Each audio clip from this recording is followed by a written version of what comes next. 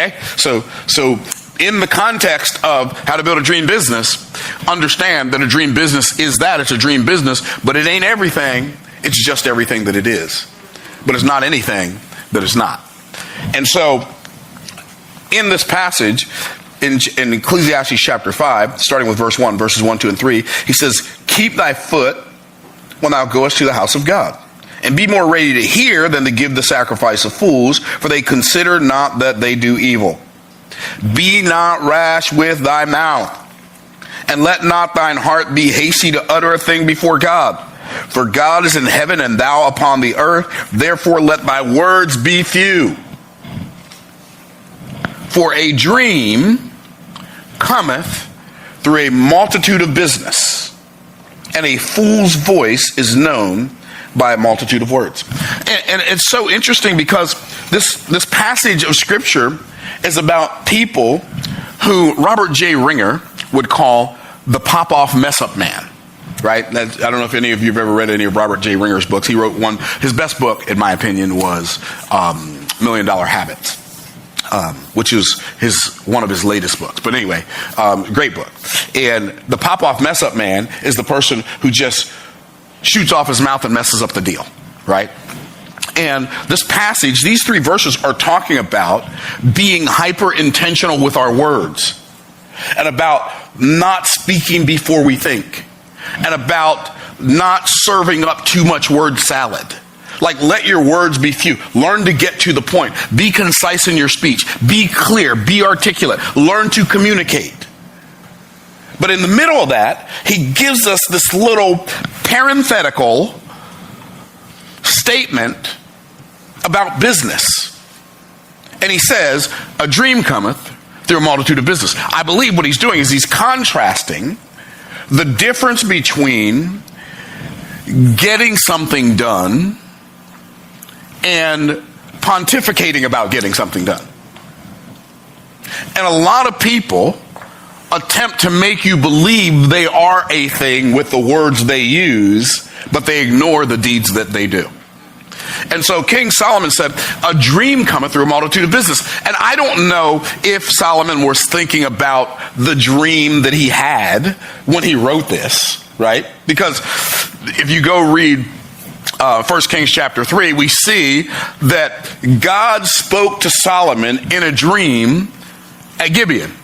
And he says, ask what I shall give thee. I don't know if Solomon was thinking about this dream that he had that led to this magnificent life that he had when he wrote this, but he said a dream comes through a multitude of business. And a lot of us, we grow up with these dreams of things we desire to do. You know, I want to be a baseball player. I want to be a football player. I want to be an astronaut. I want to be a musician. I want to be an actor. Like when we grow up with all these dreams, these things that we desire to do, or I want to drive this car. I want to live in this neighborhood or this kind of house. And we have all of these big dreams, but all of those big dreams that we have to be paid for. Right? And how do we pay for these big dreams? Well, one of the ways we can pay for these big dreams is by having a business. Now, the Bible has a lot to say about business. Like a lot to say about business. Seest thou a man diligent in his business? He shall stand before kings. He shall not stand before mean men. Right? The Bible has a lot of things to say about business. And that you study to be quiet and to do your own business, working with your hands as we commanded you, that you may walk honestly toward them that are without, and that you may have lack of nothing. The Bible has a lot to say about the concept of business. But in this passage, it says, a dream cometh. Now, a dream, like when we think of a dream, what is another word that we could use to describe something we've been dreaming about? Like, a dream is something we value at a high level in our imagination, isn't it? Isn't that what a dream is? It's like in my mind, I imagine that this is going to be X, Y, Z when I accomplish it. Okay, so in order to build a dream business, and for a lot of people, a dream business is a big business. And by big, I don't mean necessarily a lot of employees, but when I think of a big business, I think of big profits. Okay, like I like the idea of big profits. Why do you like big profits? Because they are faster than small profits, right? And so when I think about like my dream business, it's a business where it's got ultra leverage in that a minimal number of transactions produces a maximum amount of profit, right? So I like that. Now, there are a lot of people, like Sam Walton, for instance, like Jeff Bezos, like a lot of people who are who have e-com stores, and there's nothing wrong with this business model. They like a lot of small transactions with a little bit of profit. That's fine, because you can, like Sam Walton was the richest man in the world, and his motto was, I never want to make more than 30% margin on my products. So he's like, if a vendor gives me a good deal, I'm going to pass that good deal on to my clients. Okay, cool, right? And so in order to build a dream business, one of the things you're going to need is you're going to need a big dream, because building a business is too hard just to do it to live an average life. It requires too much work. One of my friends, he gave me the definition of an entrepreneur. He said an entrepreneur is somebody who works 16 hours a day for themselves so they don't have to work 8 hours a day for somebody else. And some of you are entrepreneurs and you know exactly what I'm talking about. And in the beginning of your entrepreneurial journey, that's exactly what it feels like. And for me, sometimes it wasn't 16 hours, it was 24. I was working 24 hours a day sometimes for myself so I didn't have to work for somebody else 8 hours a day. So you need a big dream. And a dream, what do I mean a big dream? Big dream is just something big that you value. And maybe that big dream is going to come from God. Like Solomon's big dream came from God.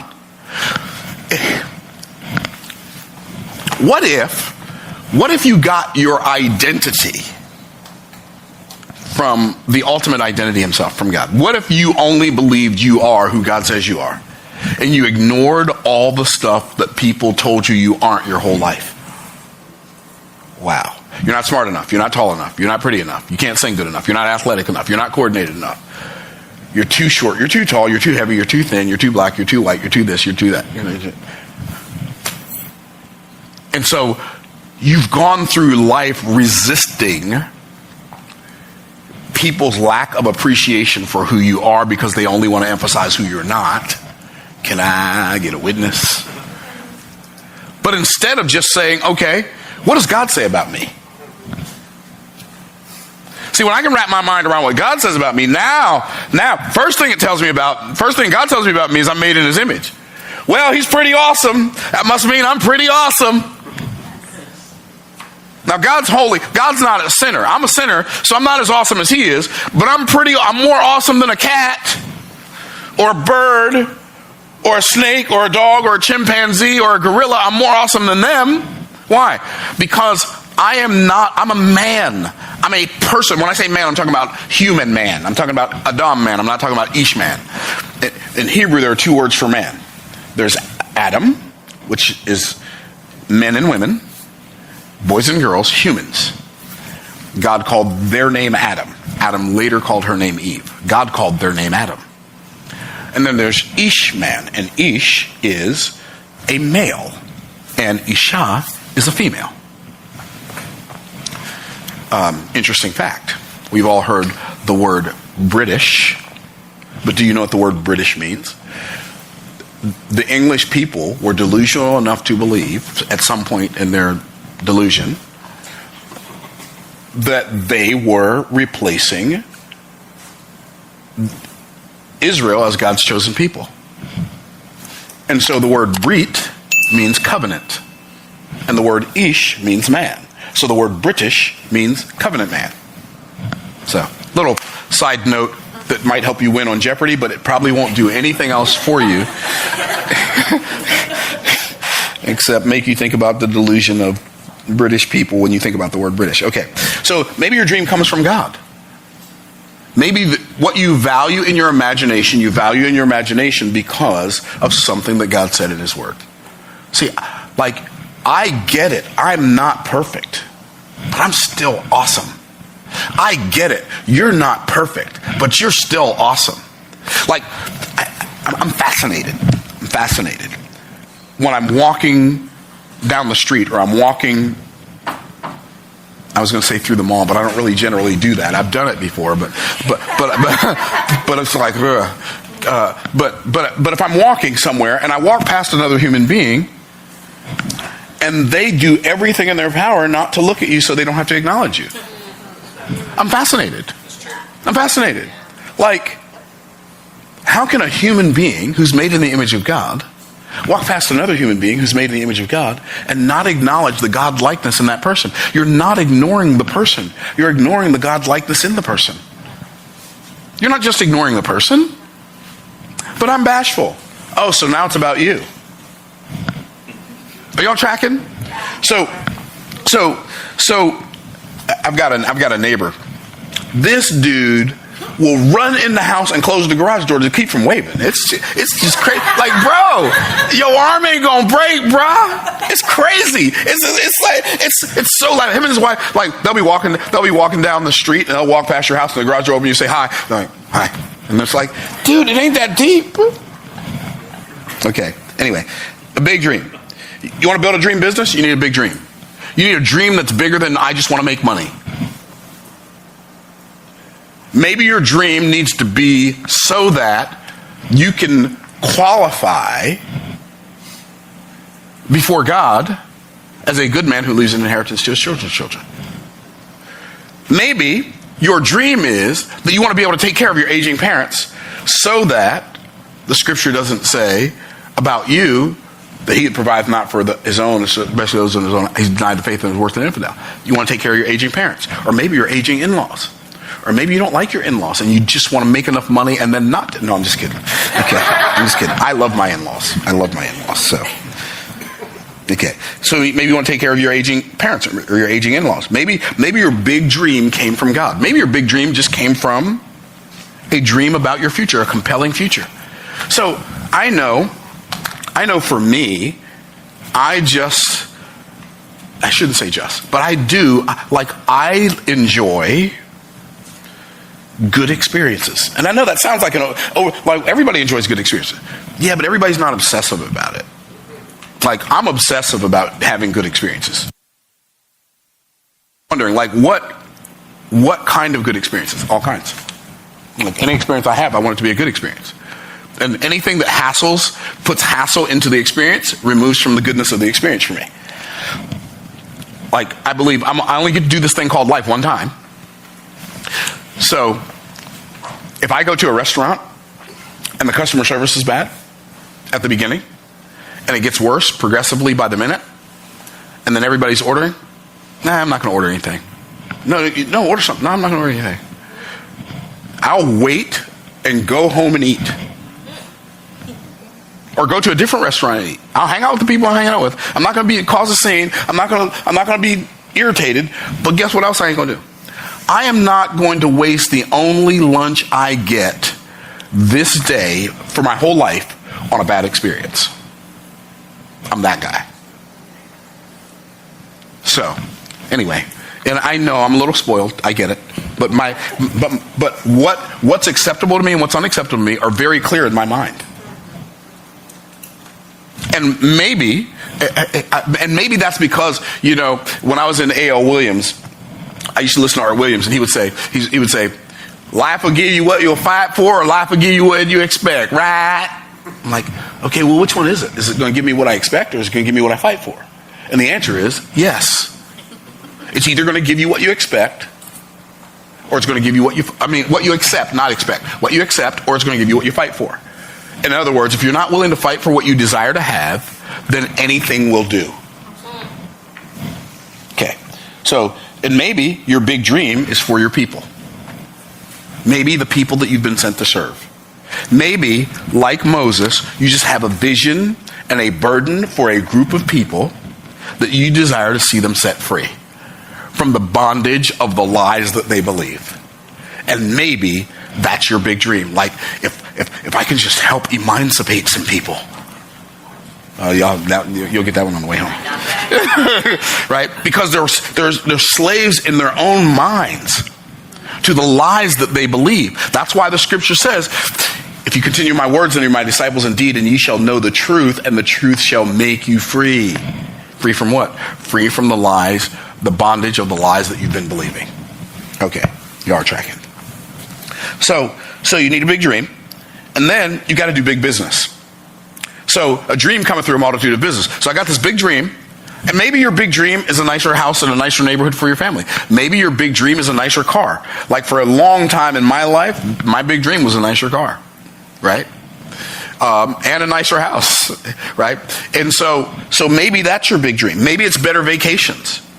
Maybe it's more vacations. When I first got married, you know what our vacation was? We'd get in the car, me and my wife, and kids if we had kids, in Harrisburg, Pennsylvania, and we would drive to Texas. We'd spend 2 days driving to Texas. We'd spend 10 days with her family, and then we'd come back, drive 2 days coming back, and then we'd go back to work. Well, that ain't what we do for vacation no more. Now we go to Israel for 2 weeks, or we go to Greece, or we go to Hawaii for 10 days at a time, or whatever. Why? Because we can. But so can you. I'm not flexing. Hopefully something I'm saying is inspiring you. You have to, maybe your dream is for your people. I wanted to give my family better vacations than just spending 2 days in the car to drive to visit family members. I love family members, but let's go experience the world. And so if you're going to build a big business, you need to find a big group of people. So find a big group of people who have a big problem. How cool is that? And a willingness to pay to solve that problem. And so I promise you, if your business is not big, one of those things is missing. Either you haven't found a big group of people, big pool of people, or they don't have a big problem. You got a big pool of people, but they don't have a big problem. Or you have a big pool of people with a big problem, but they don't have a willingness to pay to solve it. Everybody don't want to solve their problems. And see, some of you, the reason your business doesn't grow is because you want to solve problems for people that they don't want solved. Because that's their nail. Say, what do you mean that's their nail? Dude's walking down the street, stop talking to his neighbors. He's talking to his neighbors. His neighbor's dog sitting there, laying there on the porch. Dog goes, talks a little while longer, dog does it again. Dude says, what's going on with your dog? Is he sick? No, he ain't sick. He's just laying on a nail. So what do you mean he's laying on a nail? Well, he just laid down on a nail, sticking in him. Well, why didn't he get up? Dude said, I don't know. Maybe it hurts him bad enough to whine about it, but not bad enough to get up and do something about it. And that's how so many people are in life. Their woes just give them something to collect compassion and sympathy. They'd have no desire to get rid of it. Because then, why would people feel sorry for me if I got rid of this? Okay. That's too transparent. Okay. Big group of people, big problem. A pocket full of money, or at least a willingness to pay for it, and then the wherewithal to pay for it. They're going to have the ability to pay for it. One of the problems y'all have is you want to solve problems for people who can't pay you. And the reason you want to solve problems for those people is because you can remember when you were them. But what you failed to realize is that you didn't go from being them to being you by somebody else fixing that problem for you. You went from being them to being you by figuring out how to fix that problem yourself. And then when you attempt to circumvent that process for them, you're not helping them. You're what I call helping them to harm them. Well, and sometimes you got to hurt people to help them, because if you don't, you're helping them to harm them. And see, hurt is temporary, harm is long term. Okay, you are tracking. If you want to build a big business, you need to have a big pool of people. They need to be seeking a big payoff. Now, here's what's really cool about people with problems.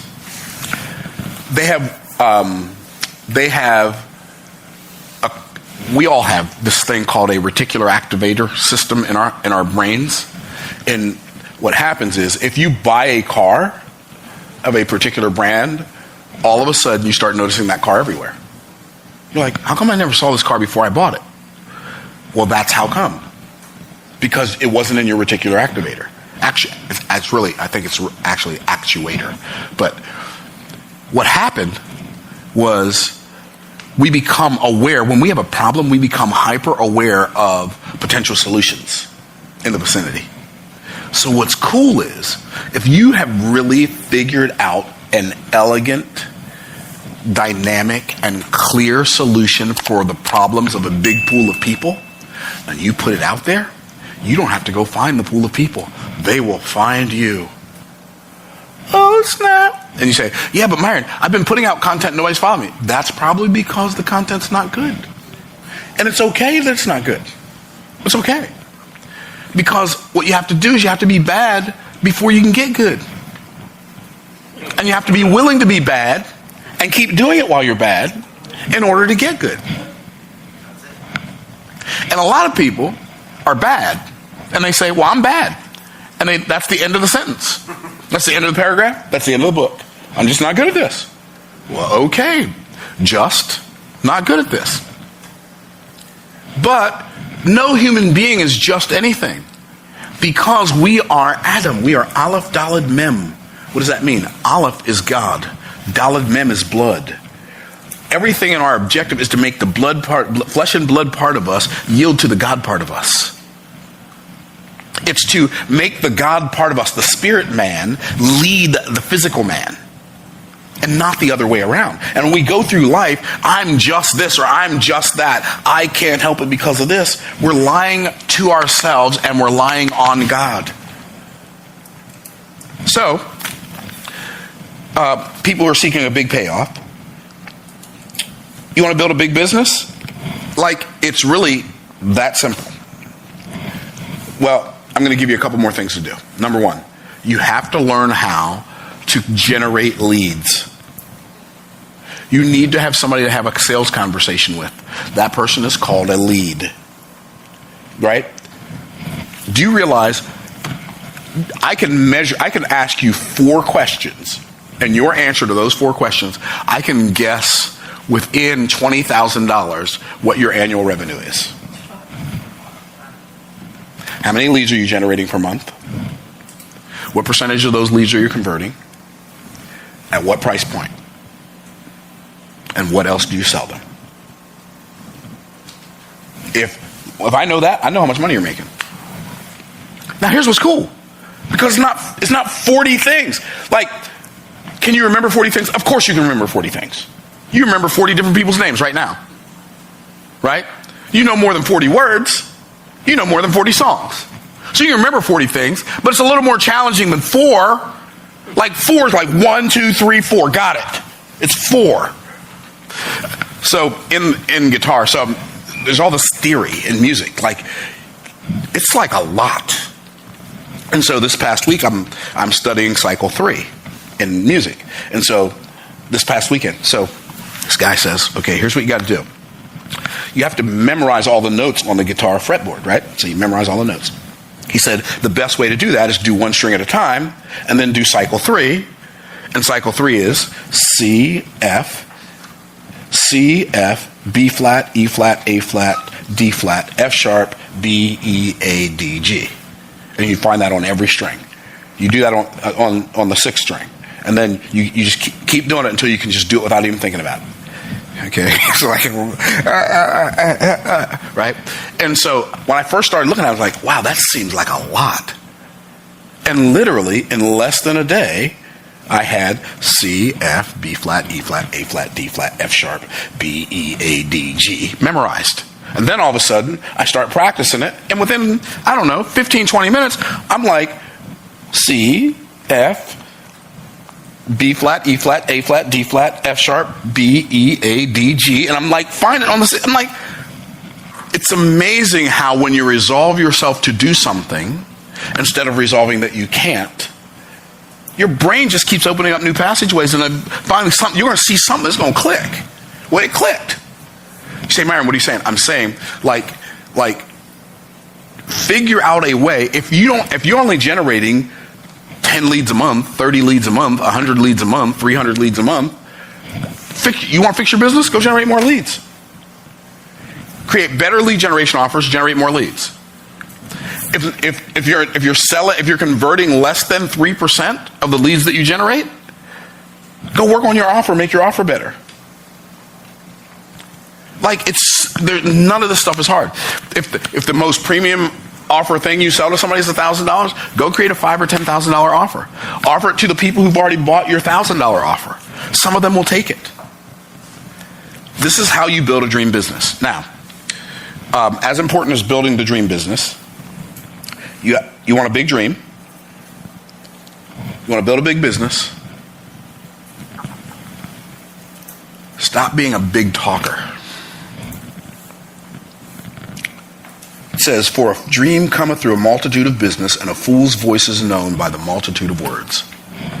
So, I'm going to give you a Texas colloquialism. Don't be a rancher with a big hat and no cattle. It's amazing to me. One of the main things I see that keep poor people poor is their desire to look rich. So people are spending money that they could be investing on things that make them look like they have something that they'll never have because they're too busy attempting to look like they have it.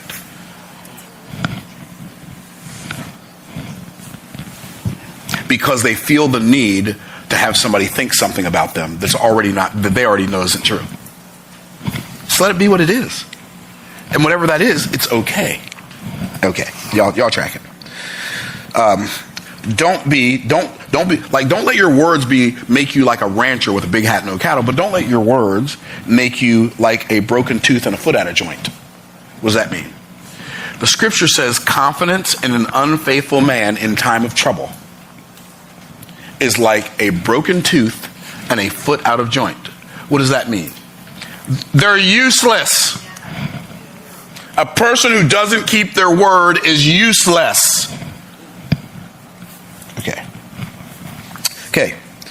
And then lastly, keep your word to yourself so that you can keep your word to other people.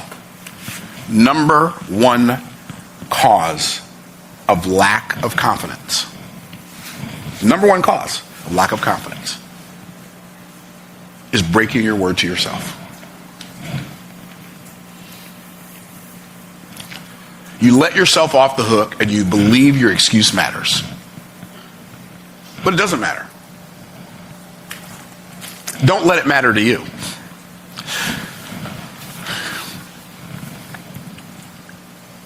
You are the only person in the world who's heard every lie you've ever told. Facts. Stop breaking your word to yourself. Because when you say you're going to do something and then you don't do it, you remember that you didn't do it. And so you portray and telegraph that lack of confidence the next time you tell somebody you're going to do something. Because people don't see us through their eyes. People see us through our eyes. If we learn to keep our word to ourselves, we will learn to look at ourselves differently. And when we learn to look at ourselves differently, we will see something different than we've been seeing. And that is how you build your dream business.